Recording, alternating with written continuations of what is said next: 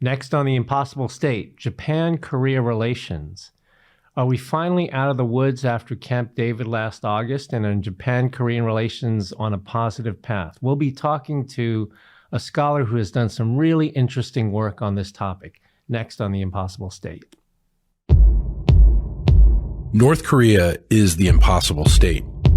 It's a place that stumped leaders and policymakers for more than 3 decades. It has a complex history, and it has become the United States' top national security priority. Each week on this show, we'll talk with the people who know the most about North Korea.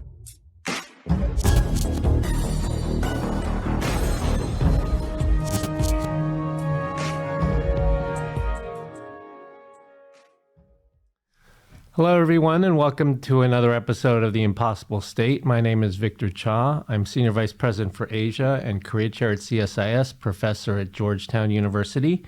And today we'll be discussing Japan-Korea relations and US-Japan-Korea relations. And we have with us someone who's a wonderful scholar, also from the world of practice. I guess in Washington, D.C., we call these people scholar practitioners, right? People who operate at the intersection of both scholarship and policy. Dr. Katrin Fraser Catz. Let me properly introduce her. Katrin is currently non-resident fellow in the Korea Chair at CSIS in Washington, D.C., of course. But she's also a professor of practice in the Department of Political Science and in the Masters of Arts in International Administration program at the University of Miami. She also holds a non-resident senior fellow position at the Korea Society in New York. Previously, Dr. Katz served in the U.S. government on the National Security Council as Director for Japan, Korea, and Oceanic Affairs. That was during a time in history where the NSC was actually less large than it is today, and you could actually be director for more than one country in Northeast Asia. That's not the case anymore these days. She was also at the State Department prior to that, as special assistant to the Assistant Secretary for International Organization Affairs, as well as prior to that, as well as at the CIA. She has taught courses, obviously, at the University of Miami, but also at Columbia and at Georgetown, and holds a PhD in political science from Northwestern University, an MA degree in East Asian and International Security Studies from the Fletcher School of Law and Diplomacy, and her BA is in International Relations and Japanese from the University of Pennsylvania. So anyway, Katrin is a good friend of CSIS, a good friend of mine as well, and we're really happy to have you here. We know you're in D.C. for a conference as well, and that you were also teaching online just before this. So it's sort of the typical day, right, of the professor who also works on policy issues. But anyway, I wanted to spend some time today and talk about sort of where we are on Japan-Korea and US-Japan-Korea relations. We've had this amazing summit in Camp David last August. Things seem to be moving forward. Last week, I guess it was last week, Ann Neuberger at the White House hosted her counterparts to launch a new trilateral dialogue on cybersecurity. There was news reports today of Japan and Korea participating in funding some infrastructure projects in the Philippines, projects that the Philippines previously were having funded by the Chinese that are no longer being funded by the Chinese. And then with APEC coming up, there's some rumors, they're just rumors, nothing's been confirmed, that the two leaders, Kishida and Yoon, may meet separately on the sidelines of APEC. So there's a lot going on. But before we talk about the future, I think it would be helpful if you helped us, our listeners and viewers, think about sort of how far we've come. So we're talking about a period of time that is about 1.5 years. And so Katrin, where were we like a year and a half ago in this relationship? Well, thank you, Victor, for that very kind introduction. I have to say, speaking with you in particular about this issue was quite meaningful because as you know, as I think the first time I met you, I was aware of your books, and I was aware of your books on this topic. And I was aware of them from my time living in the region, living in Korea and Japan. And so, in your kind of talking through the scholar practitioner, I guess that's quite a title, I guess. I guess I've jumped between those spheres. It's also been a personal kind of journey for me. It really started as a student abroad in the region. In fact, studying some of the very issues that are still very, very difficult in this relationship. I actually lived in Japan in 1998, which was when the Kim-Obuchi Declaration was occurred. And I was studying the war apology issue from Japan. And I realized at that time, so this is before going into, I guess, policy world and academia world. Now there's a lot in here, this relationship on that. But from a purely personal perspective, I thought to myself, what is it to have a war apology? What is it to have an apology that's a strong enough one? And what does this look like from that other country that we're talking about? Because at the time I had studied Japanese. I'd been fortunate to go to high school in Australia and start studying Japanese and go to Japan, and very much enjoyed living with a family and learning about things from that perspective. But I thought, what does this look like from Korea? So I knew that it was a very exciting time for both Korea and Japan. It really, truly was. I mean, we'll get to this historic low that we've just come out of to a historic high in the last year and a half. Right. But this is a relationship that, as you know well from your scholarship and your work, it has a cyclical pattern, up, down, up, down, up, down. And that's quite interesting. It's just interesting. I've always kind of said when I've, had the good fortune to teach this, there's so much packed into this relationship. There's this historical grievances, nationalism, tied to those unresolved historical grievances. There's economic ties, pragmatic economic ties, and there's security, shared threats, and then there's a shared ally in the U.S. So in many ways, it confounds many theories, but it also brings into kind of these two elements of, I guess, humanity, like the emotional and the practical, and what wins out at the end of the day. And at the end of the day in this relationship, neither does. Right? There's always a tension between the two. So in my very not so conclusive way with my students, I've said, if we could resolve this relationship, we could resolve so much in the world. If we hone in on this relationship, when we dig into what really is going on here in so many ways, we could figure out a lot of things. So that's a very long-winded introduction to say, wonderful to be here with you today. Sure. Great honor. You've always been a good friend and a dear mentor to me. So anytime I get to sit down with you is wonderful. And in terms of, the last year and a half, so let's just kind of take a little cut from this up, down pattern that anyone who's followed the relationship knows well. A historic low that this relationship was really in starting in 2018. With the, I mentioned unresolved historical issues.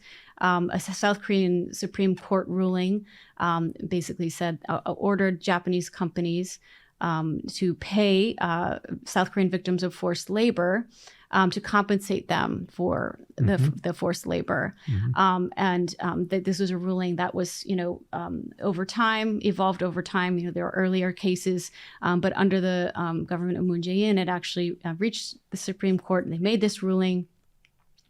And that was very upsetting to Japan because in 1965, South Korea and Japan had a normalization treaty, and Japan claimed that these issues were resolved at that time. So this started a political and diplomatic standoff. Again, not unusual for this relationship. Unresolved historical grievances have been going on a long time. But why was this a historic low? Because at that particular point, it actually bled into these other spheres, as I mentioned. These are economic partners. These are, you have shared kind of security interests and security ally. Generally, when these disputes flare up, they remain in this kind of political sphere and are compartmentalized. But in 2018, it spilled over into the economic realm when Japan issued export restrictions on some very important precursor chemicals for South Korea's production of semiconductors. And so this was a significant economic move, which Japan claimed had nothing to do with the historical issue, but South Korea kind of said they don't believe that. So South Korea retaliated. And, they took each other off their lists of preferred trading partners. So this was growing in the economic realm. Right. And then it grew to the security realm. We were in Seoul, if you recall, Yeah, when there was that. this discussion, summer of 2019, and this was happening really fast. And I remember looking, is this really happening? Yeah. This isn't the pattern. Yeah. This isn't what happens. So what happened in the security realm is that Moon Jae-in's government threatened to not renew the GSOMIA General Security Military Information Agreement, which is a very important information sharing agreement between Japan and South Korea, and threatened not to renew it. Later, ultimately did renew it, but this was growing and snowballing fast. And it got stuck. It got stuck until a year and a half ago. Ultimately, we can talk about why it kind of, shifted back. But I think the election of President Yoon was significant because throughout the campaign, he really, I guess, in the way political campaigns go, kind of pointed the finger. It's Moon Jae-in's administration's fault. We can't, be fighting with Japan this way. The stakes are too high. So ultimately, it carried through on his pledge from the campaign. So I want to talk about that, but going back to like this year and a half ago, the other thing I remember was like there was like a military incident at sea, right? Yeah. Where you had I think it was a South Korean naval vessel and a Japanese maritime self-defense airplane, Right. where they actually they locked radar Right. on that plane. Right. I mean, Right. like this is also something that was unheard Yes, of. that was in December into January. There was a back and forth about that. Yeah. And that was just like in the security realm, that was like a big kind of the trust factor really Right. withered there. Right. Because sometimes, in the security space, security cooperation has always been somewhat limited because of the nature of the relationship. But you have some kind of, modus, they'd operate together, and there was some degree of trust that built up, and often it was done quietly. But because of this kind of snowballing, this was before the export control moves, but like because of this kind of snowballing effect, this was really significant because it was like two different stories coming out. Yeah. And they were contradicting each other, and basically like it just got worse and worse, and Right. it got to the point where neither side was even speaking with each other, in different videos coming out and made public and that sort of thing. Right. So yeah, this maritime incident also affected the security realm, and you're right, before the GSOMIA issue came up the following summer. And the two leaders were like not talking to each other, right? Right. They were not talking to each other. Right. End of kind of shuttle diplomacy and Right. meetings, and then kind of trickles down to the working level. So Yeah. really problematic. Yeah. And it felt like the two were actually almost decoupling from each other. Like the Koreans they would talk about security, but only in the Korean theater, and the Japanese would talk about security in the Japanese theater.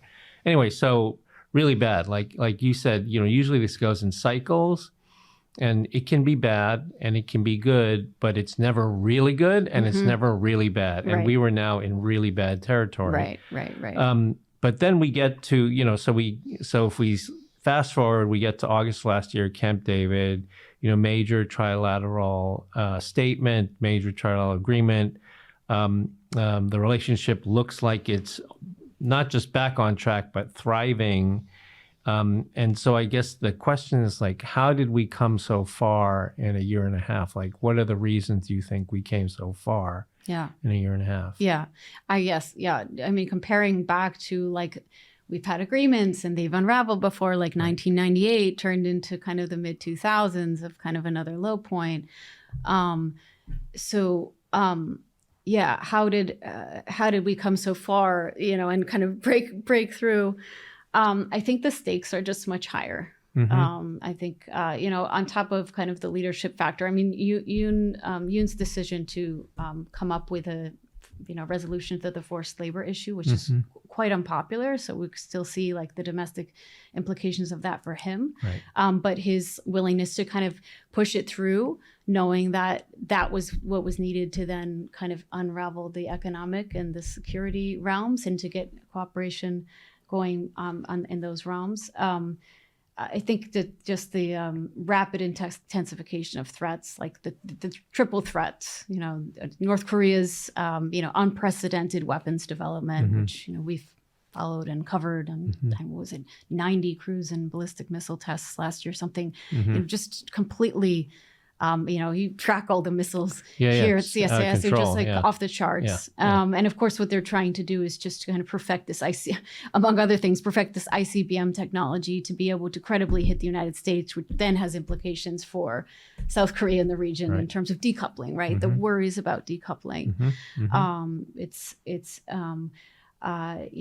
Threats to use nuclear, it's first use doctrine, so-called first use doctrine that it came up with. And so, all of these things on the North Korean side, then we have China's kind of decades-long missile and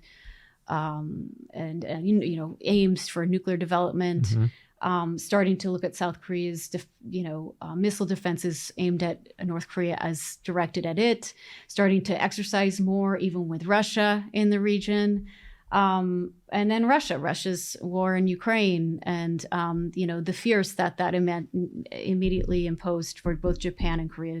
Japan thinking about deterrence in the Taiwan Strait, Korea thinking about its vulnerability as a non-nuclear state next to a nuclear state.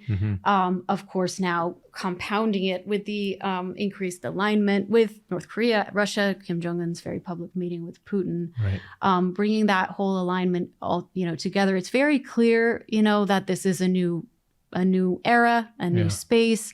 We had, as you remember well, China and Russia in the six-party talks were on the same page. We were trying to kind of move forward in this kind of, fits and starts, but some kind of coordinated fashion towards at least a shared proclaimed goal. We're not there anymore. And so the stakes of not getting along have just really increased.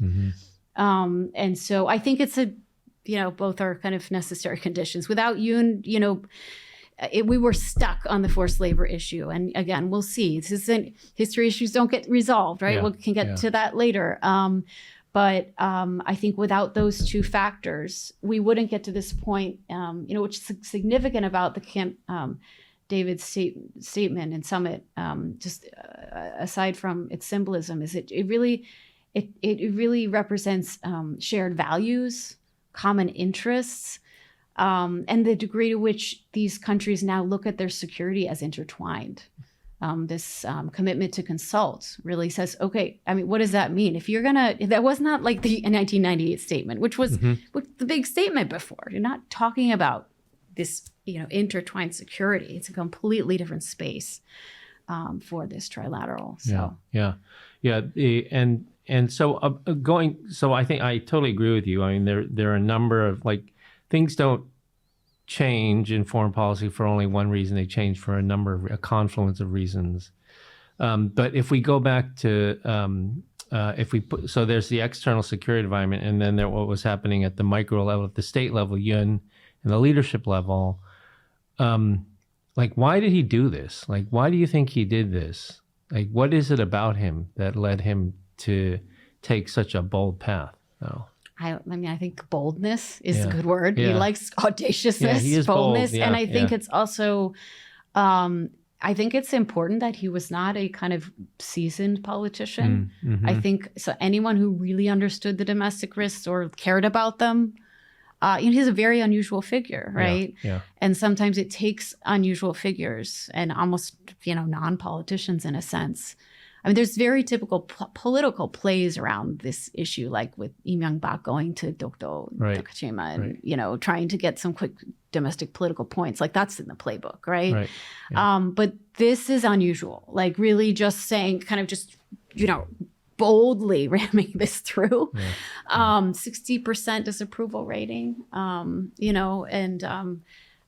Risk of becoming, I guess, an early lame duck. We have legislative elections in this spring, so we'll see what happens. But really believing in this, I think that he really has this kind of belief, and it comes from general, I believe what he says, freedom and democracy are just really, these aren't just things he talks about. I think he believes in them. And so he rams things through despite political costs in this area. So. And so so now that, so that we're on this positive path now, and some might reach the conclusion that they're like, oh, okay, that means like we're past all the history issues, right? Now, I know you don't believe that's the case, but I guess the question here is, if we talk about the relationship going in these cycles, like the Japan-Korea relationship going through these cycles, and right now we're sort of in a good place. Like, how do we know when it's going to go bad again? I mean, there are elections, of course, right? But aside from the elections, how do we know that when it's going to go bad again, when it's going to be disruptive or when it's going to be manageable? And the reason I ask this question in particular is because I know that that your research sort of looked at this question of cycles in the Japan-Korea relationship and the puzzle of like, when is it truly disruptive, like MAIA, right? And when is it really good? But your main point is that it's never either of those things. It kind of vacillates in this sort of bounded space. Mm-hmm. And so why is that? Like, what are the reasons you think that's the case, if you can sort of dig back into when you were doing this research in the dissertation and the eventual book? I mean, so I think... So, of course, I know, but I love for the viewers to hear. Yeah. Okay. So, because it is, what's I think for it's a sure very is that unusual it'll argument. come up again. Yeah. Like things will get bad. I mean, what's interesting from my research, again, we might be in this new era, and I can throw out my research and we can start fresh. But because there's so many built-in ways for kind of external things to come up, built-in things like Takashima Day in February, and on the Japanese side, which is kind of like came out of Shimane Prefecture, which is kind of where the fishing area that like really cared the most originally about this issue. So that comes up. So then South Korea has to respond every year, right? Textbook revisions are another that kind of comes up regularly. You can also have civic activism that, chooses to raise something, this is out of the leadership level. I mean, things that the leadership has to respond to. Once the leadership responds to, sometimes it's boilerplate language. You have to say something. You have to say this, say, I'm talking about like in Dr. Takashima dispute, you have to kind of say, whatever the leadership has to say. But what if the other side, somebody on the other side comes up with, even if it's not the top level, like a lower down official, a local official says something really inflammatory, then it's this action reaction cycle, right? So the leaders will have to deal with that again. I think what really makes the difference is when leaders choose to kind of take it and run, or they tamp it down, and they need to do so carefully. But there's a clear difference. When they do it, there's a lot of dogs that haven't barked in my studies, right? Where you'd see kind of civic activism happening, but it doesn't kind of it doesn't get inflamed to the same degree. You can see when a leader really wants to manage it and doesn't, because there's either boilerplate language or there's something that really takes it to the next level. So there's agency here with I think the bottom line, at least from my work, is that nationalism matters, but it can be managed. And that's maybe a useful thing. There's some degree of functionality, since nationalism is certainly not going away. And you can look at, why leaders do that at different times. Sometimes it's really just too tempting. Like Im Young-bak, in the end of his term, went the first head of state to visit Dr. Takashima, right? Leadership matters. It's also, they can de-escalate quietly often, because there's, other kinds of ties that matter. Sometimes there's a North Korean, missile flaring up that makes it easier to de-escalate. The public understands. All of these factors kind of come in together to allow for de-escalation once nationalism is inflamed. So this is, I guess, maybe just too much of my dissertation coming out in this session.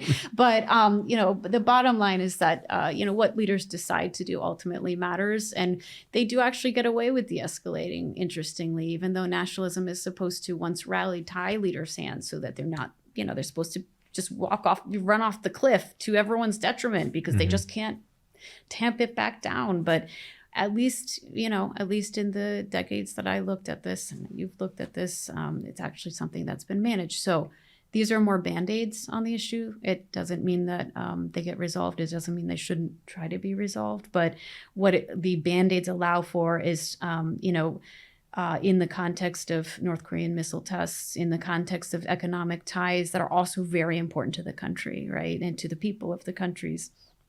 that they can get back to work on those things. So you mentioned economic ties, and so things that matter, obviously, like leadership, as you said. Electoral politics matters, right? External threats sometimes allow you to de-escalate. But what about some of these other actors, right?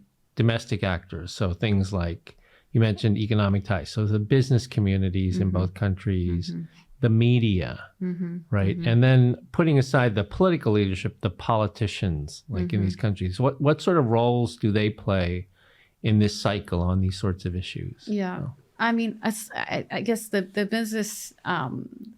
business groups, I think, are interesting because they're quiet actors. They're by nature not really trying to be out front. Right. They're kind of, and they're closely, tied to export-oriented industries, or have historically within the developmental states, been tied to the leadership. Even if they don't have close ties, they matter. They matter to the general economic strength of the country. So for a leader who's worried about de-escalating a dispute, they know that in general export-oriented businesses are going to be in favor of that they're not going to lose all of their kind of important constituencies if they de-escalate. Sometimes when things get really heated, you do see, in Japan, you'll see your Keidanren or, groups of, big industry groups coming out, FKI coming out and saying things like it's time, even pressuring the leaders, publicly. Yeah. That sometimes happens, but that I think that happened during Prime Minister Koizumi's repeated visits to Yasukuni, and because there were problems with both China and Korea at that time, and I think at that point if I remember correctly, the business groups got vocal and public about it. But oftentimes it can also be behind the scenes support and encouragement for de-escalation, which is just a product of this time period of export-oriented growth. It wouldn't be the case under protectionist kind of time period where closed economies, which imperial era Japan was one thing I compared it to. You don't have private interests backing de-escalation. You had private interests backing escalation. This is Jack Snyder I'm talking about in his work, Myths of Empire. Anyway, it's a product of kind of interdependence. It's something that, in the US, we talk about more protectionism. Well, these economies are still very export dependent. And so we're not in this space where we can just kind of not worry about the costs of disputes with key trade partners. Just going on and on and on. The costs actually start to accrue and they matter. Yeah. And what about media? Media, it didn't, in the studies I did, I didn't kind of get into it as much because I saw it as kind of following, I guess, it'd report on the civic groups for sure. So that's part of it. If say like a grassroots movement wants to get one of these disputes on the front burner again, the media plays a role immediately in pressuring the leadership to respond. Right. But I didn't see it, at least playing an independent role so much as placing pressure. You must respond, right? Of course, you have your left and right media, so you can kind of the predictable criticism or kind of tone down less criticism depending on what the leadership is at a time. But I looked at it more as a form of pressure in the grassroots side, and then of course reporting on whatever the leadership was doing, not having so much an independent effect. Okay. Well, that's very interesting. Clearly, lots of variables, lots of actors that play a role in this cycle, this sort of bounded cycle. That's probably changed now with social media, though, I'll say, if I was for the media. For sure. For media. For sure. Yeah.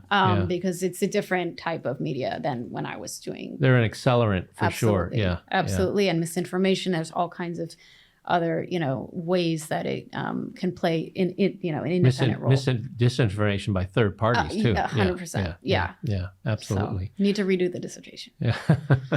Well, you remember when Yoon made the deal on labor compensation, and it wasn't really a deal. It was sort of a self-declaration about how the Koreans were going to handle it. Lots of props from the United States and from others. silence, right, from China, silence from Russia, but a lot of negative stuff on social media, right? Right, So, right. yeah, Which yeah. drives, of course, depending on who's looking at social media, they can spin people up in Sure. different directions and make it harder to tamp things down. Yeah, right? absolutely. So, absolutely. So let's finish by talking about sort of the road ahead. I hate it when people ask me this question, so I'll ask it to you, which is, so Katrin, if you were still on the NSC, what would you recommend that the administration should be doing now on trilateral relations after Camp David? Well, I mean, I think it's really encouraging. I mean, you just mentioned at the very beginning, like how many things are already happening. You could have like a desk officer sit there and be like just tracking all of this. It's great because sometimes you have a leadership statement and then it's like, all right, guys, we had the deliverables, let's deliver. And it really does seem to be like already in effect. Yeah. Like there's this new default, like reflexive response when there's a crisis. When Kim Jong-un met with Putin, there was a joint trilateral statement, against the arms transfers, very quickly. Yep. And so that's really promising. I think, it's not about like, time to follow up. I think the follow-up is happening. I think that's a sign of like how much all these countries like actually see this as a necessity. Yeah. It's not like dragging feet. I think that I would say things are going to come up. Right. I saw in one of like the really great post Camp David summit session you had at CSIS with Kurt Campbell and the two ambassadors here. Right. The question is it future proof, right? It's, definitely impossible to know what's going to come up. Things are going to come up. I would say that there's some really, there's a North Star statement in the Camp David document that should hopefully serve as a guide, which is just pretty simple. We're in a new era, and our share values will be our guide. I'm not quoting verbatim, but a free and open Pacific will be our collective purpose.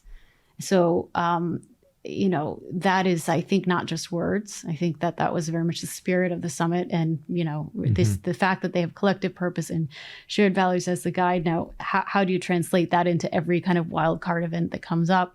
Right now we have obviously really, big questions around U.S. capabilities. What if the Israel-Hamas war spreads to a broader regional conflict? Can the U.S. actually manage helping with Russia, Ukraine, helping with Israel, and then keeping up deterrence in the Pacific, right? I think that the imperative for this trilateral is to show that they're, as Secretary of State Blinken going to the region, like we are laser focused here. We have not, taken our eye off the ball. And so, while U.S. deterrence, upholding U.S. deterrence in the Middle East is essential, I think the order of the day for these three is to uphold deterrence in the Indo-Pacific, and to do everything they can to show no daylight between them, because any daylight between them only feeds into the hands of China, Russia, North Korea, and all of the kind of coalition that they're building, this so-called revisionist coalition in the world, right? So I would say just kind of like, there's your statement, your collective purpose, Indo-Pacific, peace and stability, right? And shared values as the guide. Yeah. Otherwise it's just kind of like following up on the economic side with things like the supply chain, the supply chain initiatives and, coordinating on industrial policy, all these things that can like create really big problems if they're not just managed well process-wise.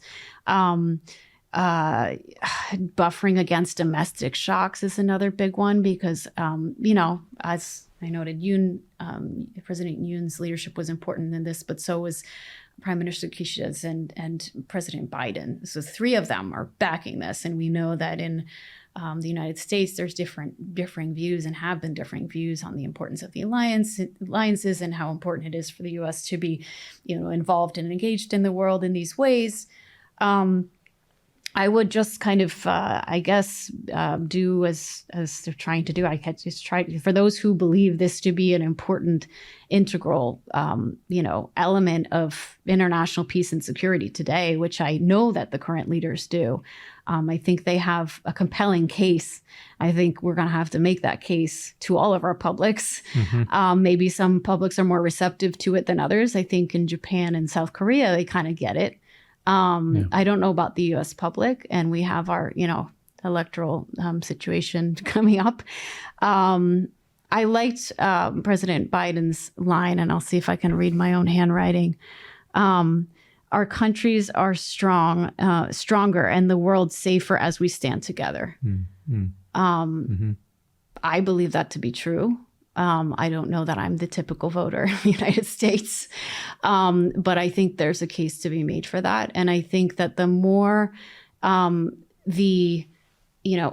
items from the statement are implemented, and the more we can point to how that is creating a safer world and a stronger United States and, its partners, the more compelling that case is for at least, within the United States. Yeah, it's ironic that I agree that a lot of this stuff doesn't probably register very widely in the United States, but we're in a bubble. Yeah, but it certainly registers in the region, right? I mean, and especially in Moscow, Beijing, and Pyongyang, like Absolutely. All of this. Right. They're watching all this like a hawk. I mean, a couple of thoughts on the future proofing of the relationship. I mean, every time I go to a meeting and talk about this issue, everybody asks about the elections in Korea coming in April, and I don't know. I mean, I certainly understand the concern, right? That, as you said, concern he might be a lame duck if he loses the election. But the other way to look at it, and probably some viewers would not agree with this, is that he's already done all of this while being in the minority, right, in the legislature. So if the outcome of the election is that he's still in the minority, right. Is that really going to, especially as you said, because he's not your typical politician, right? This is a pretty headstrong person who has an agenda that he's going to follow through. So that's the first thing. And the second on sort of the way this three-way relationship has been set up, the institutionalization. There is as you said, there's so much going on that, as you know, like when you worked in the U.S. government, when you know that your principals are going to meet quarterly, that just sets off a dynamic, right? Where you're just where paper is moving, right, constantly, because you need to produce deliverables for each meeting. And so that just creates a regular cycle of events and momentum that move everything in the same direction. Related to that, the announcement that Campbell, right, will be moving over to state as the number 2. People ask me, is that concerning? He won't be the White House Asia coordinator. And at least the way I look at it is that, as the White House Asia coordinator, he was able to start up all these initiatives at a very high level. And now being over at state, he can implement them, right? Because that's where the implementation happens. It happens at state. And of course, he'll have other things to do, but the alternative is to have somebody else be the deputy secretary who has no Asia experience, right? And then people would be like, oh, there's nobody who's implementing all this work the White House is doing. I think as long as he stays in the government, it's good. Yeah, as long as he stays. Well, I mean, they've announced his nomination, so hopefully he will. And then the last thing is, I don't know if it was when you were in government or I was in government, but it was in that period of between 2006 and 2008 that Japan and Australia had a bilateral security declaration. It was out of a summit between probably Koizumi and Howard, John Howard, Prime Minister of Australia. But they had a bilateral security declaration. It wasn't a treaty, right? It didn't have any provisions of a treaty or security commitments, but it was a statement, a declaration of common security interests. Is that possible between Japan and Korea? I mean, this is a stepping stone to that. I mean, it's the implication of it. The implication of the, the commitment to consult is that you get on the phone when something big happens and you consult. So it's not called that. I think in some ways, moving too fast in that direction might be risky at this point because it would be distracting. Yeah. Kind of already getting to that by kind of more organic processes because of and if that's the process, it's less likely to be, I guess there are two thoughts. It's China and it's like kind of the domestic politics implications of it, because South Korea is still very sensitive to Japan and security, right? Because of all these historical issues. So it's just baby steps, right? But a lot of it, Mike Green, our friend Mike Green, did a great piece in Foreign Policy recently on Asian NATO. Like, would it be a nation NATO? Like, would we get to that point? And he's kind of like, well, here's the reason yes, here's the reason no. But at the end, it was like, let's watch what China does. Let's say, let's put it in China's hands. If you don't want it to happen, because we've seen these things go this far, as we've talked about. Like, the biggest statement was 1998, which was nowhere near this. And there's nothing in between. A lot of this has to do with this external threat environment. And a lot of that has to do with China, right? Which also is also the answer to the future-proofing question, right? I mean, leaders matter, of course, but the external environment has changed dramatically from just a few years ago. Yeah. So, But you take kind of Yoon out of it and you put kind of, if Moon had stayed in, that's the kind of thought experiment to think, like, if we were stuck on the forced labor issue, Japan didn't have the domestic cover to unravel the export controls. And so, really both end. We're not choosing a favorite factor. Here. So I mean, in the end, what made Camp David so historic was, as you said, on the one hand, like, what was talked about in 1998 pales in comparison to what has been talked about in the Camp David summit. And also that it was formal, right? There was a formal declaration. At the same time, though, there's a delicate balance there, right? I mean, if you formalize it too much, then you get all the domestic blowback, right? In both countries. I mean, in both Japan and Korea. So it's finding that balance is challenging. Right? Yeah, it's very challenging. In 98, the external environment also mattered, though. There was the financial crisis, and there was the Taepodong launch in 98. So both of those factors also, compelled them together. And because some of these things are really common, it's just at a different scale, different stakes. Yeah, absolutely. Well, anyway, thanks, Katrin, for a fascinating conversation. It was great to sit down with you and talk about the relationship and the past and what we have going forward and the determinants of all these cycles in the relationship. So thanks to you. Thanks to our listeners and viewers for joining us for another episode of The Impossible State, and we'll see you again soon. Thanks.